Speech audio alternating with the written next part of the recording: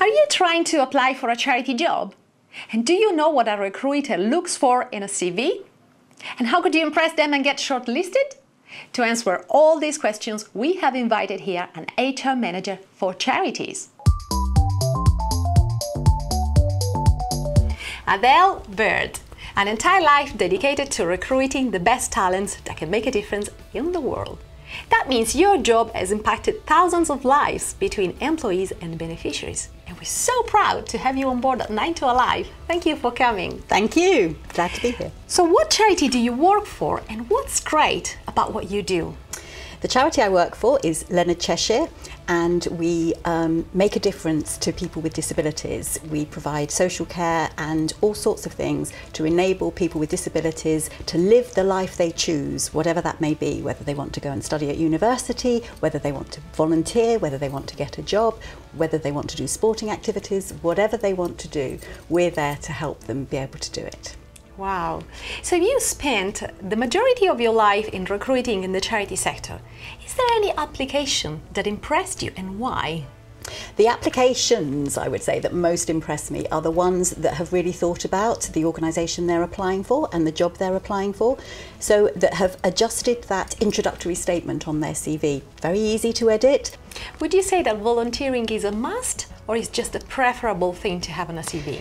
It depends on the job and where you are in your career. You can't just say everybody's got to have done volunteering. You know, they may not have had the opportunity yet. They may be quite young and you know, new to doing things. But I do like to see some volunteering. And for example, I did a recruitment exercise some years ago for a chief executive for a charity.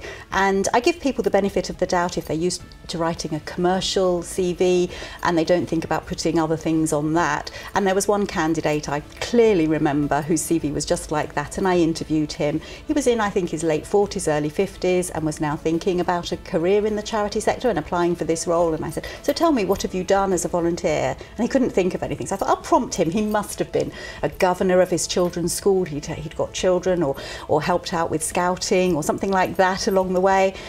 There was literally nothing. And so I sent him off and said, you need to go and do some volunteering for a charity, maybe as a trustee or something, you know, to understand that side. Our charities are managed by voluntary trustees, so you need to understand being a volunteer before you can be a chief executive of a charity, in my opinion.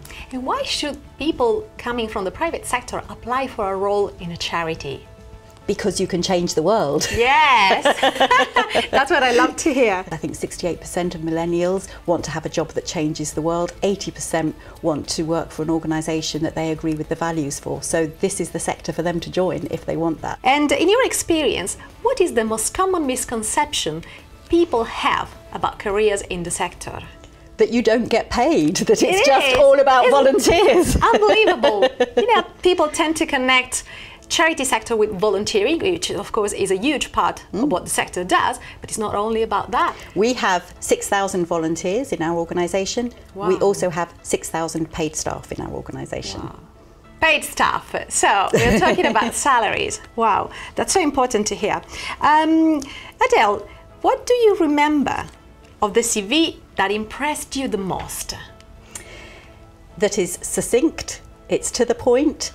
I'm very old, I'm in my mid-50s. I can keep my CV to just over 2 pages. I wish I could make it 2 pages, but I can't.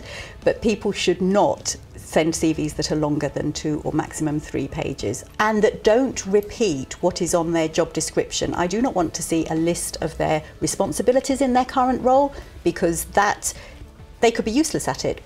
I want to see the achievements they've made in that role. So a few bullet points under each saying the achievements they've made. That shows me what their responsibilities are by showing me their achievements, but also shows me the difference they've made, and that's what I want to see.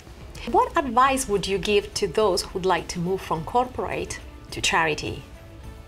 Try and do some volunteering if you can. Try and sort of do some research into the sector and see the sort of job that you could transfer into with the skills that you've got, and then go for it. And don't be knocked back from the first one that you don't get. Keep trying.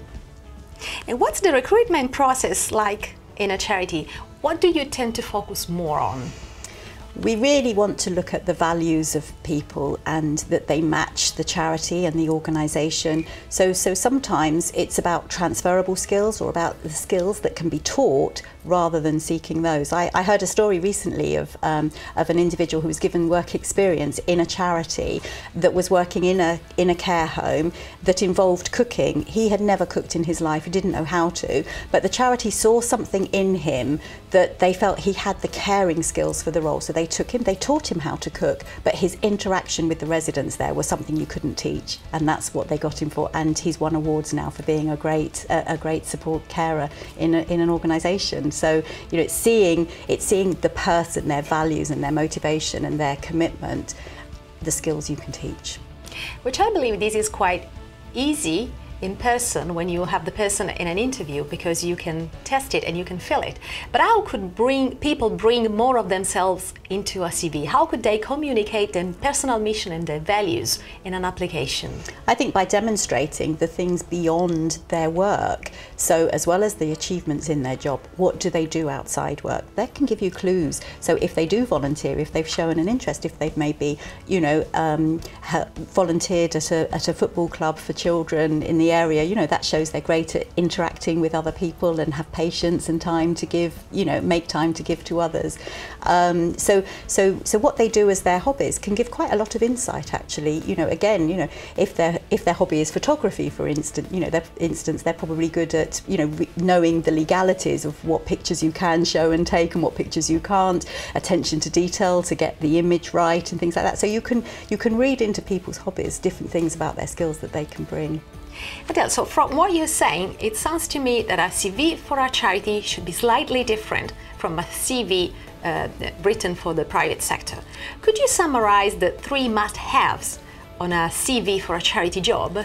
So you should be really clear on your achievements in your work, and particularly draw out ones that you know are relevant to the job you're applying for, that you should talk about the things that you do outside of work and your interests and the things that you do on a voluntary basis. And finally, make sure that you demonstrate your motivations and your values and how those fit with the role that you're applying for, probably more in your supporting statement rather than your CV, but make sure those are included. And that's actually an interesting point. Can you give as a concrete example on how people could demonstrate their values and mission into their cover letter? I can give you a really recent example, actually. I had a candidate applying for one of our roles, and she actually contacted me. She was wanting to find out something about it, and in the course of the conversation we had a really good chat, and she opened up to me about the fact that she has a son with very severe disabilities, and she'd been recently looking for a residential care home for him. And in that conversation I said, you must make sure you put that in your cover letter if you do decide to apply for this role. And she said, oh no, I can't put that because that's not my profession, that's not my professional skill. And I said, but we're really keen as a disability charity to have people working with us who have lived experience of disability. So we want to know that, because that could really give you the edge over other applicants, that you have that experience. And so she did include that in her cover letter.